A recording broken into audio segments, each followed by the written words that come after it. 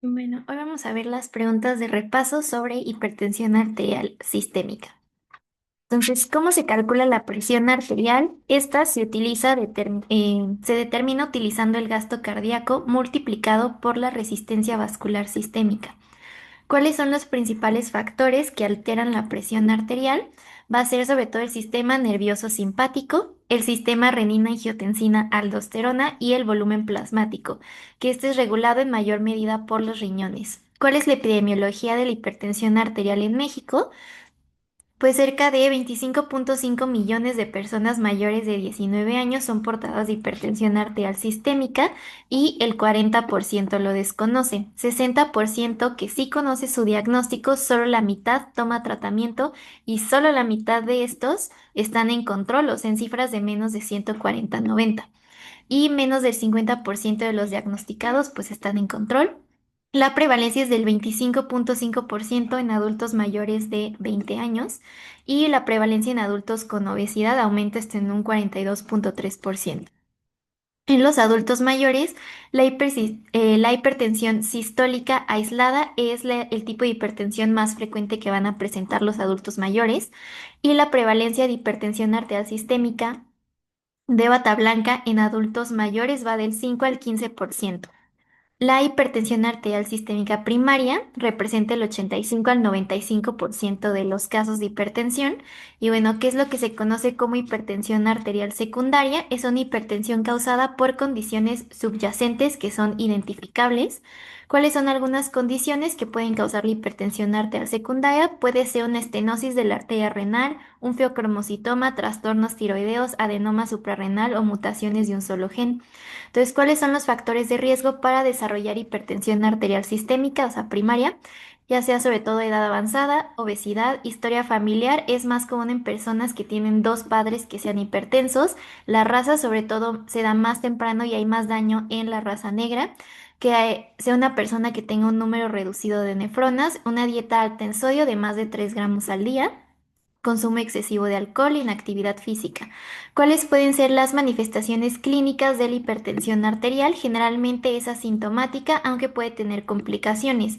Entonces, ¿cómo se recomienda realizar el cribado de hipertensión arterial? La GPC recomienda realizar el cribado en todas las personas mayores de 18 años y deben estar conscientes de sus niveles de presión arterial. Entonces, a partir de los 18 años, todos deberían medir sus niveles de tensión arterial.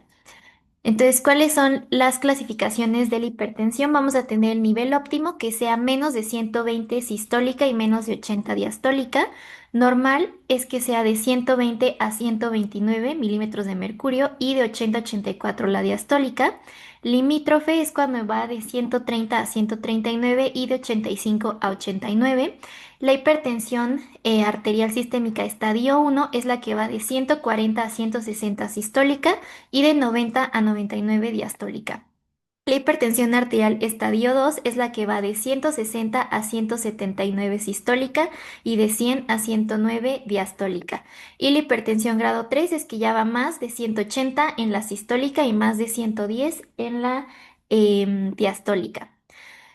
También podemos tener sobre todo en pacientes que tengan hipertensión. Aparte, en diabetes mellitus o daño renal se considera hipertensión a partir de 135, arriba de 135 la sistólica y menos de 85 la diastólica.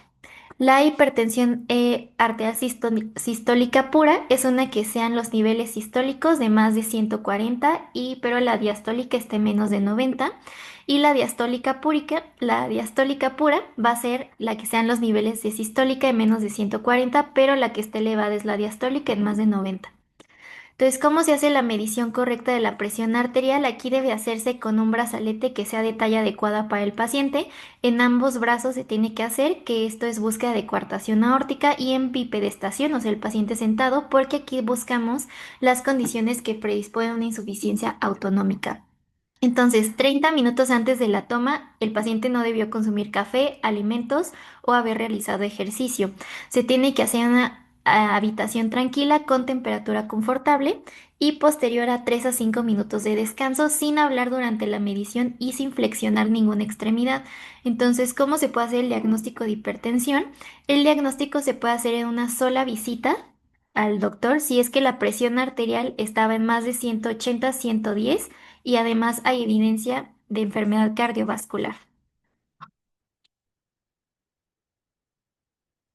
Entonces, la GP se refiere que la medición ambulatoria de la presión arterial, o sea, la MAPA, es el método de elección diagnóstico de la hipertensión arterial, además de evaluar el riesgo cardiovascular en todos los mayores de 18 años. Y el diagnóstico se define cuando el promedio en 24 horas es una presión arterial sistólica de más de 130 y o una presión arterial diastólica de más de 80. Entonces, el promedio diurno, que sea una presión arterial sistólica de más de 135 y o una presión arterial diastólica de más de 85, y que el promedio nocturno sea una presión arterial sistólica de más de 120 y o una presión arterial diastólica de más de 70. Entonces, la medición en casa se recomienda por 7 días, con 2 tomas en la mañana y 2 tomas en la tarde, y se descarta el primer día.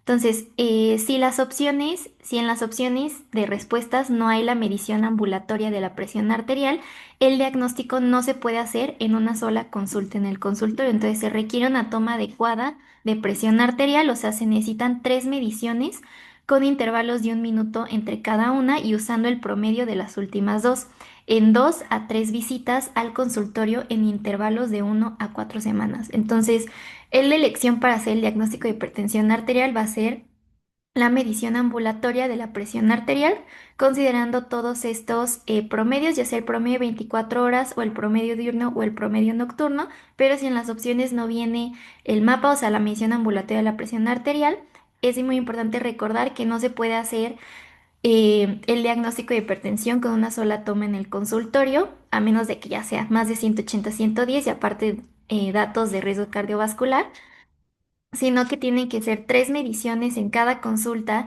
y hacer esos en 3 visitas a la consulta, separadas en intervalos de 1 a 4 semanas entre cada una, y hacer el promedio de las últimas dos. Entonces, ¿cuáles estudios complementarios se le deben solicitar a todas las personas con hipertensión arterial para evaluar si hay daño a órgano blanco? Se tiene que pedir la determinación de proteínas en la orina, sobre todo estimación de la relación albúmina-creatinina y presencia de hematuria, hemoglobina glucosilada, electrolitos, sobre todo sodio y potasio, creatinina, y determinación de la tasa de filtrado glomerular, triglicéridos, colesterol total y HDL. También se tiene que examinar el fondo de ojo para descartar retinopatía hipertensiva. También se tiene que hacer un electrocardiograma de 12 derivaciones.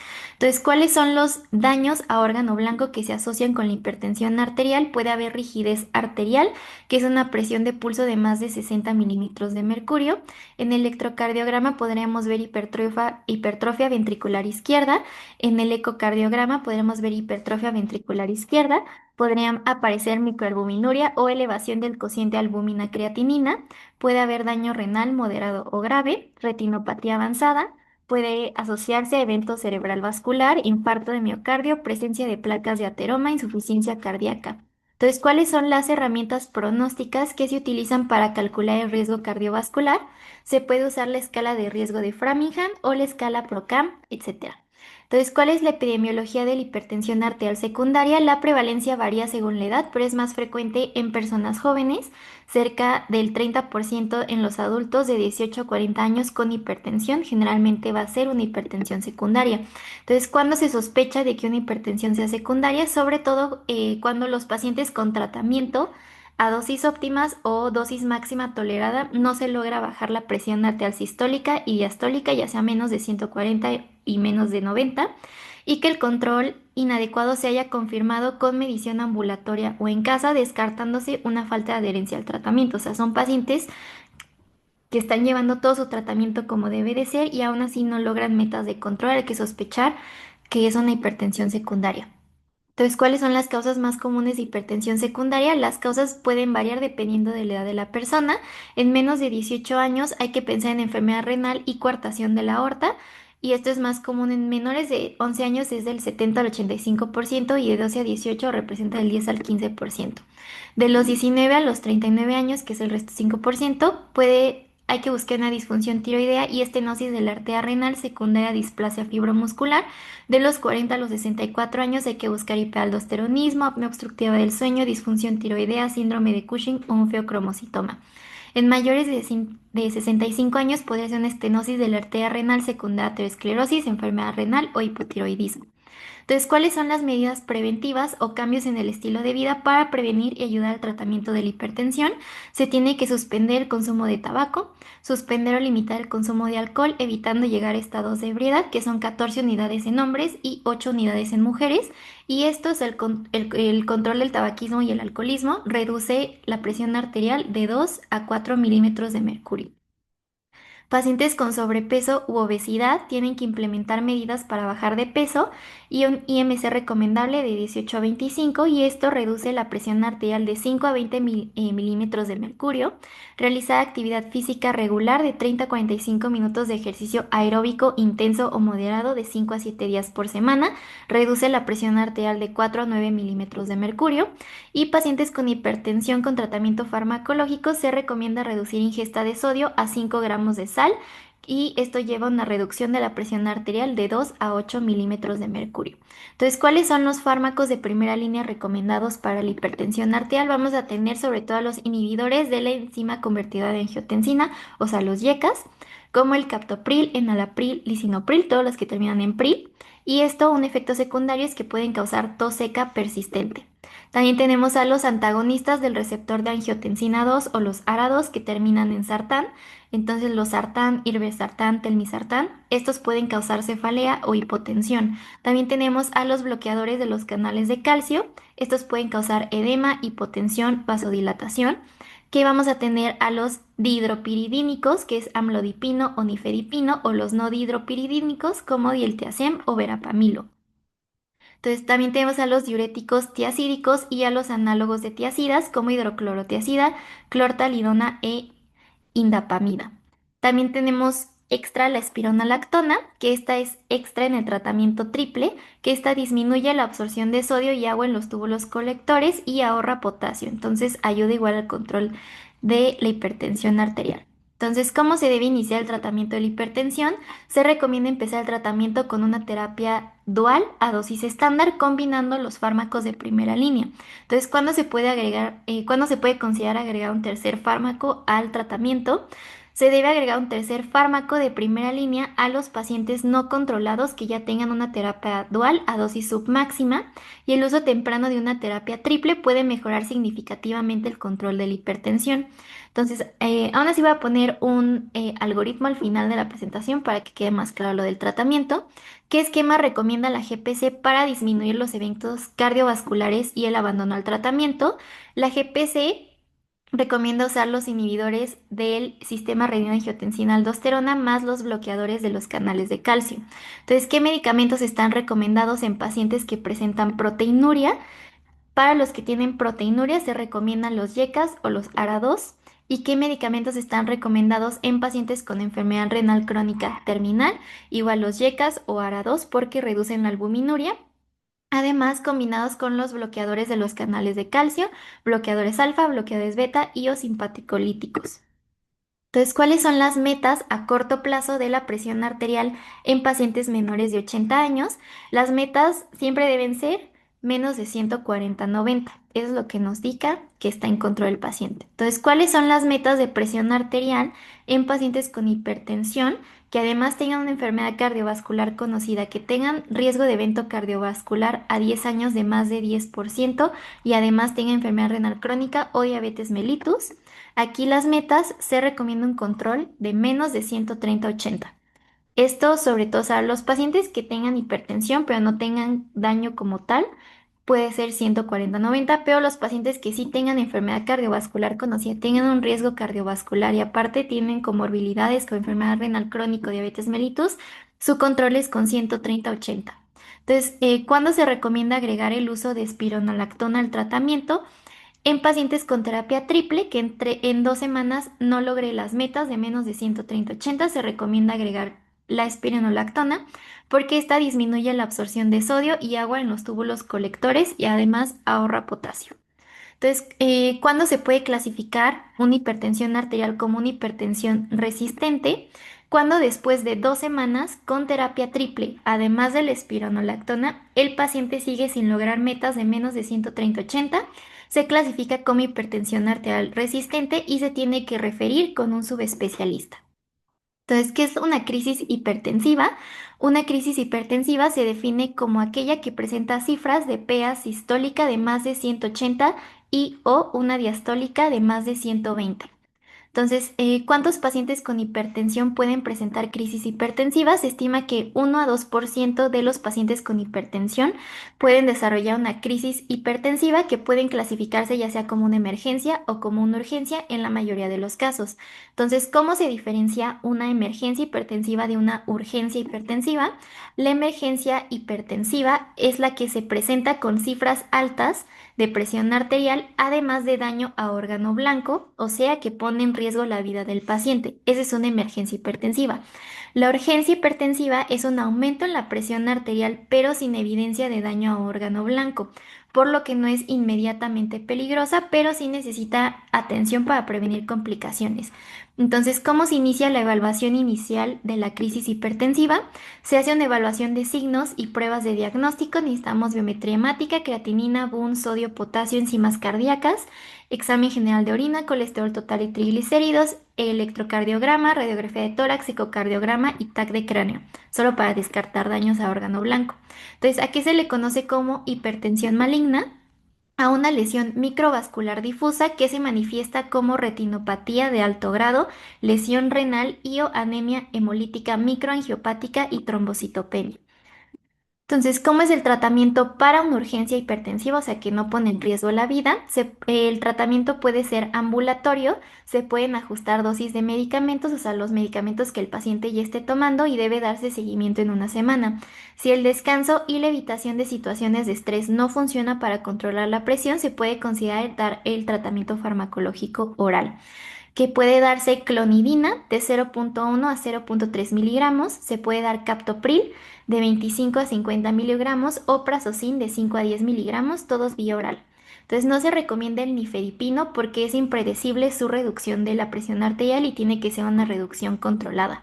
Entonces los fármacos se pueden administrar cada 30 minutos y se puede dar de alta cuando los niveles estén por debajo de 160, 180 o 100, 110.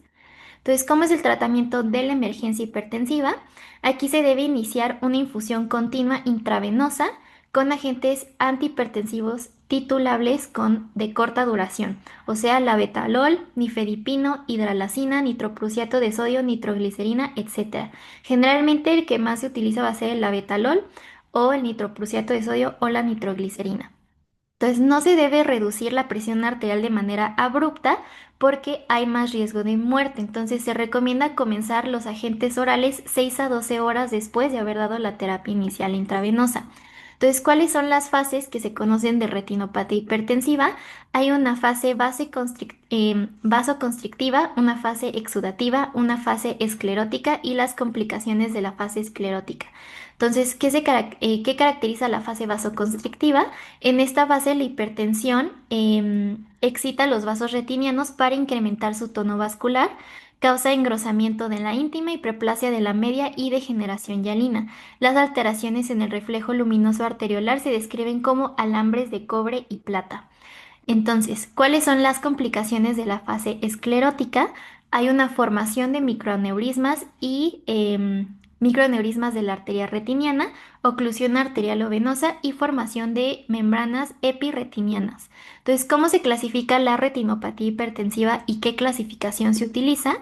La clasificación de Kate Wagener Barker considera primero grado 1 que haya un estrechamiento arteriolar generalizado, grado 2 un estrechamiento focal y escotaduras o indentaciones arteriovenosas, grado 3 que haya alteraciones del grado 2 además de exudados, hemorragias y puntos algodonosos, y el grado 4 son las alteraciones del grado 3 con edema del disco óptico. Entonces, aquí puse el algoritmo para el tratamiento para que sea un poco más fácil de comprender. Vamos a tener tres pasos: a terapia dual, terapia triple y luego digamos que tenemos la terapia triple más espionolactona. Entonces, primero a todos los pacientes mayores de 18 años con hipertensión arterial, ya sea en estadio 1 y alto riesgo cardiovascular o en estadio 2, tenemos que preguntar primero si tiene comorbilidades además de la hipertensión, o sea, diabetes mellitus, síndrome metabólico u obesidad. Si el paciente no tiene comorbilidades, podemos iniciar la terapia dual, que es lo que se recomienda de inicio, con yecas más indapamida o ARA-2 más hidroclorotiazida, o sea, yeca más diuréticos tiacídicos.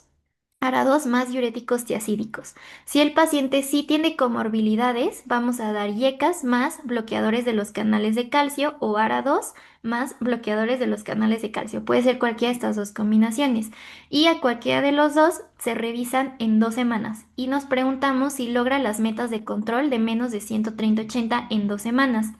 Si sí, o sea, si sí logra control con esta terapia dual, sea cual sea, se continúa con el mismo tratamiento y se le da seguimiento al paciente en 3 meses. Si el paciente después de estas 2 semanas con su terapia dual, haya sido la que haya sido, no logra control de menos de 130-80 en 2 semanas, se agrega un tercer fármaco. Entonces vamos a dar la terapia triple, que va a ser sobre todo, ya combinamos todos los medicamentos, que va a ser un YECA más un diurético tiacídico más los bloqueadores de los canales de calcio, o sea, va a ser YECA más indapamida más bloqueador del canal de calcio, que puede ser el que sea, ARA-2 más hidroclorotiazida más bloqueador de los canales de calcio.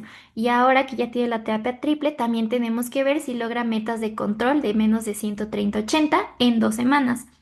Si ya con la terapia triple logra las metas de control, se continúa con la terapia triple y se da seguimiento en 3 meses.